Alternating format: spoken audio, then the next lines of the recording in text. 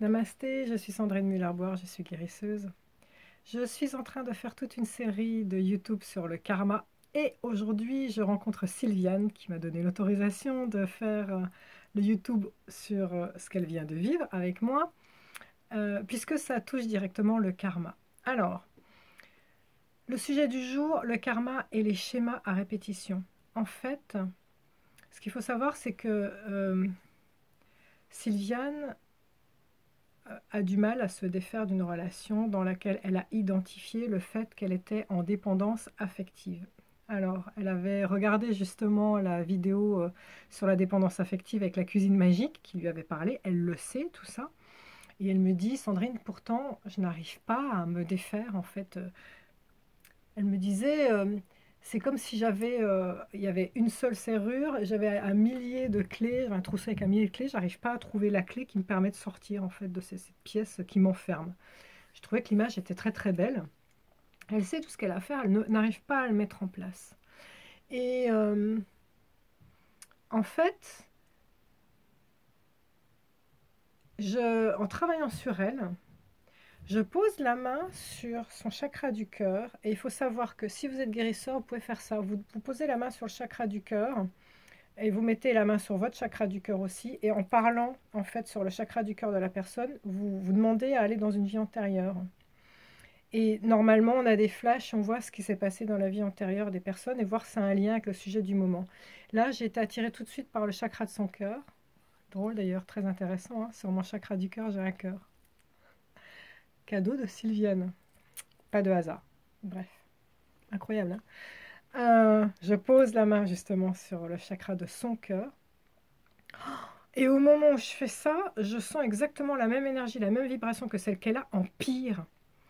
Et là, je lui dis, mais c'est karmique ton histoire. Elle me dit, c'est-à-dire. Alors, je vais vous expliquer. Quand dans une vie, dans cette vie-ci que vous avez, il y a des schémas à répétition et que vous ne vous en sortez pas et que la vie vous envoie toujours le même schéma, toujours la même genre d'épreuve, il y a quelque chose à comprendre et c'est quelque chose qui est karmique que vous devez apprendre, qui est là pour vous faire évoluer, que vous devez transcender. Je reprends l'exemple de Sylviane. Au moment où je lui dis mais c'est karmique, elle me dit c'est-à-dire. Je lui dis voilà ce qui s'est passé. Je lui dis tu as passé une vie entière dans ta vie antérieure à être malheureuse en amour. Tu étais en attente, tu as passé ta vie à attendre qu'un homme te donne de l'amour. Il n'y avait pas d'équilibre, il n'y avait pas de donner et recevoir. Et au moment où je lui dis ça, elle me dit, mais Sandrine, mais c'est l'histoire de ma vie. Elle m'a dit, toute ma vie, j'ai eu des hommes qui étaient pris.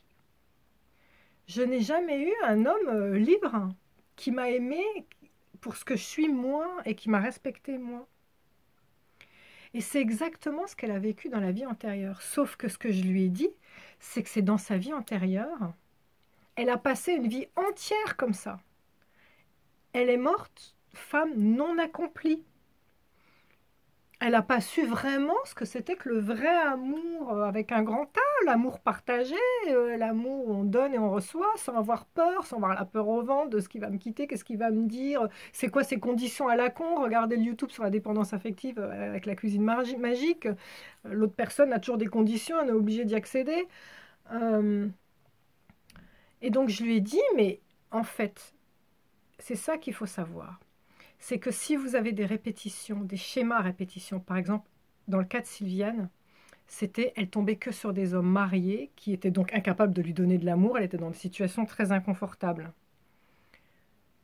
Tant qu'elle n'a pas compris qu'elle doit sortir de ce schéma, qu'elle doit sortir de cette ornière, elle se débrouille comme elle veut, mais elle doit changer sa façon de penser, la vie ne fera que lui présenter des hommes mariés.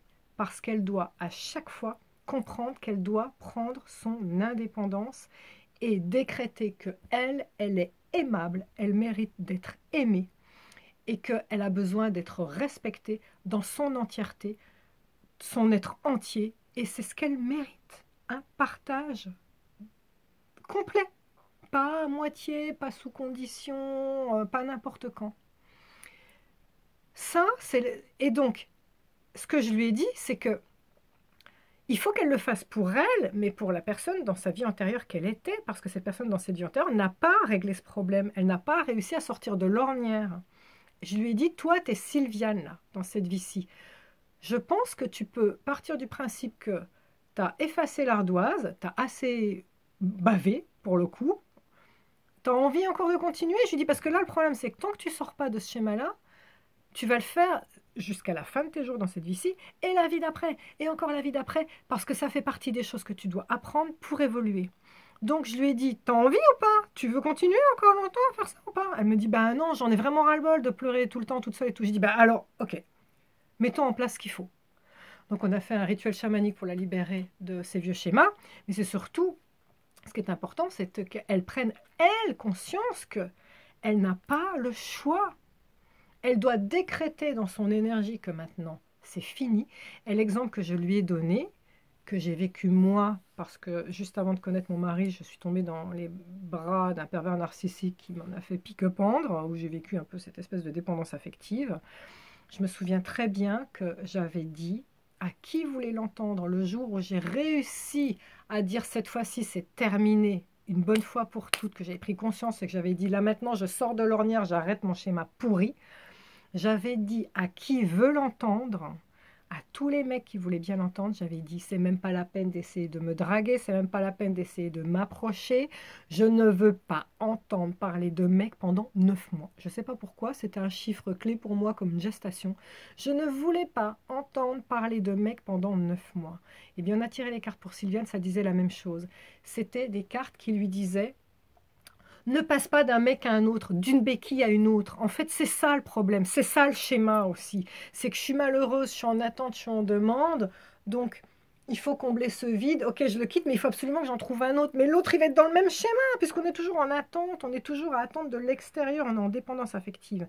Je lui ai dit, pour sortir de cette ornière, tu dois te dépolluer. C'est une désintoxication comme la drogue.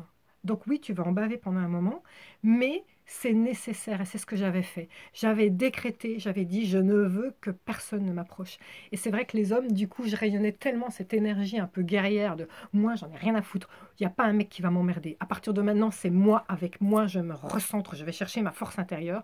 Et bien finalement, les mecs m'approchaient en tant que copine, et ils ont vraiment pas cherché à me draguer. Et finalement, ça n'a pas duré 9 mois parce qu'au bout de 6 mois, j'ai rencontré mon mari de la manière dont je rencontre dans le YouTube qui s'appelle les rencontres karmiques de manière surréaliste.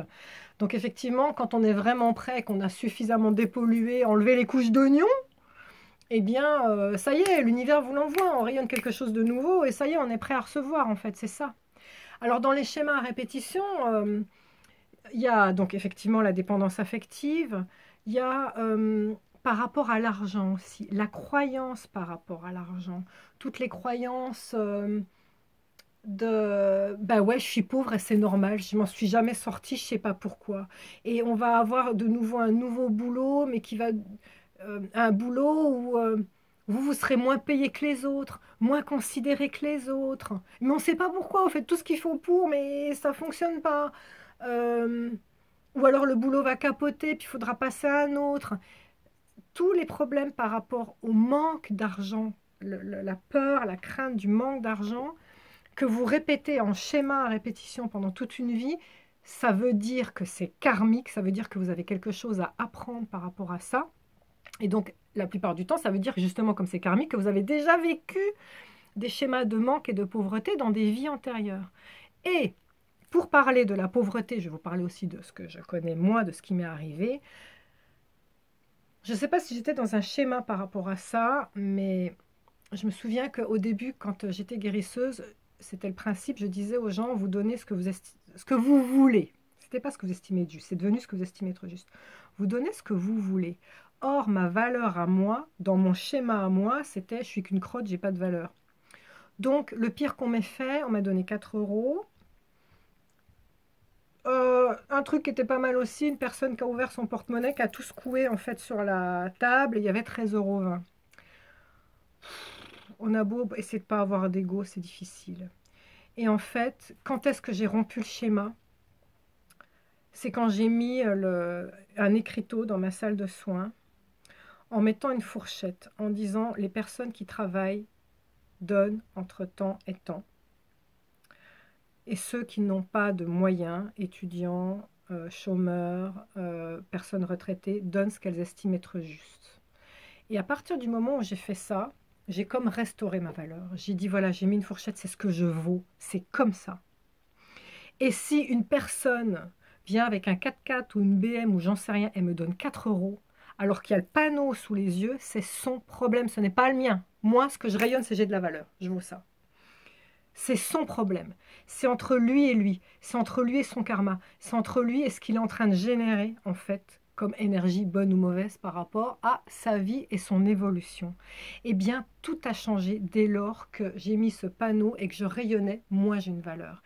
Eh bien, quand on a un schéma par rapport à l'argent et qu'on a ce schéma de manque ou ce schéma de de pauvreté volontairement, hein, où on s'appauvrit volontairement par rapport aux autres, c'est à vous de trouver le moyen de rayonner votre valeur. Allez dans un entretien d'évaluation avec votre patron, mais vous vous préparez avant pour dire, mais moi, c'est ce que je veux, c'est comme ça. Je suis pas juste une crotte à mendier, à dire, mais oui, mais pourquoi lui, là, et puis moi, j'ai pas. Mais là, on est de nouveau dans la mésestime de sa valeur. Il faut qu'avant ça, vous prépariez et que vous écriviez tout ce que vous valez et qu'il faut que vous rayonnez ça en disant mais moi c'est qui je suis et puis c'est tout, c'est comme ça. Et c'est comme ça qu'on sort de l'ornière. Dernier exemple aussi des schémas par rapport à l'argent, par rapport à l'amour, les femmes battues. J'ai vu beaucoup de femmes battues. Alors dans la loi d'attraction, déjà sans parler des vies antérieures, si une femme battue arrive à quitter un homme et qu'elle se dit dans sa visualisation, je ne veux pas d'homme qui me batte, il faut savoir que l'univers ne connaît pas la négation. Donc quand on dit je ne veux pas un homme qui me bat, elle voit, elle, dans sa visualisation, un homme qui la bat. Donc, ce que l'univers va lui envoyer, c'est un homme qui la bat. Donc, on ne sort pas de ces schémas de cette manière-là. Une femme qui quitte un homme qui la bat et qui veut tomber sur un homme qui la respecte doit envoyer dans sa visualisation « Je veux être respectée. Je mérite un homme qui me respecte. » Point. C'est comme ça qu'on en sort. Et je me suis toujours rendu compte que les femmes battues avaient déjà des vies antérieures de femmes battues, voire de femmes mortes, décédées sous les coups de leur mari, et qui devaient absolument se sortir de cette ornière pour avancer. Et du coup, je vais vous reparler de moi encore une fois. Moi, j'ai jamais été une femme battue, mais mon père était maltraitant moralement, extrêmement violent avec moi. Et quand j'étais petite, il était très imposant, il criait beaucoup, il me faisait pleurer beaucoup, il était très humiliant. Et c'est quelque chose qui m'a toujours marqué. Et quand je me souviens que tous les hommes, absolument tous les hommes que j'ai rencontrés, dès que je les rencontrais, la première chose que je disais, j'avais un regard mais tueur, un regard guerrier, et je disais, ne t'avise jamais d'hausser le ton sur moi. Ne t'avise jamais de lever la main sur moi. Si tu fais ça, tu te prends une casserole dans la tronche, je tourne les talons et je me casse.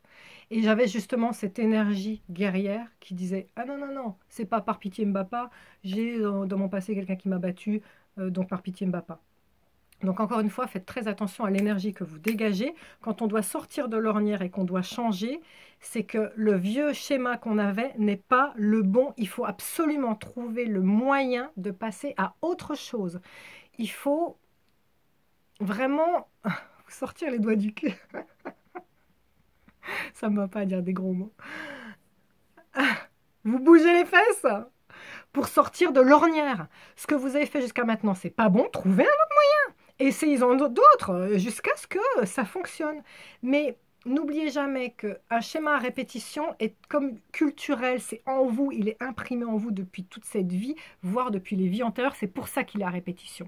Et que donc, ça nécessite une phase de dépollution. Une phase où on est vraiment centré sur soi en méditation à se dire « Ok, qu'est-ce qui cloche chez moi ?» Vraiment analyser et se dire, c'est pas l'extérieur qui va me changer, c'est moi, comment je peux retourner la pièce, parce que pour l'instant je suis sur le recto négatif, comment je peux la retourner, la mettre sur le verso positif pour changer et trouver une autre façon d'aborder les choses. C'est vous qui devez rayonner quelque chose de différent. Ça vient de vous, pas de l'extérieur. C'est pas la nouvelle personne que vous allez rencontrer qui va être gentille. C'est pas le nouveau patron que vous allez rencontrer qui va vous considérer. C'est vous qui devez changer de façon de vous voir et de voir la vie. C'est super important. À partir du moment où on a compris ça, on a résolu son karma. On a accompli son karma, en tout cas une des missions pour lesquelles vous êtes venu, puisque c'était un schéma, c'était quelque chose que vous aviez à transcender, c'était comme une couche d'oignon qu'on doit enlever pour évoluer et pour être plus grand. Donc à partir du moment où on est sorti du schéma, mission accomplie. Ok? Merci de m'avoir écouté. À bientôt pour d'autres YouTube sur le karma. Namasté.